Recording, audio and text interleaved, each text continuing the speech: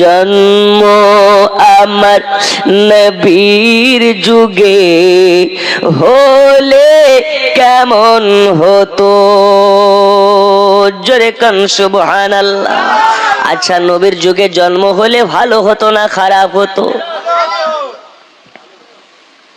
বাবা আমার সোনামানিকেরা, আল্লাহর হাবিব সাল্লাল্লাহু আলাইহি ওয়াসাল্লাম জানিয়ে দিলেন, মান জারা কাবিরি ওয়াজাবাত লাহু শাফাতি, যে আমার মাজার শরীফকে জিয়ারত করে নেবে, আমি নবী আমার জন্য তাকে শাফায়াত করা ওয়াজিব হয়ে যাবে।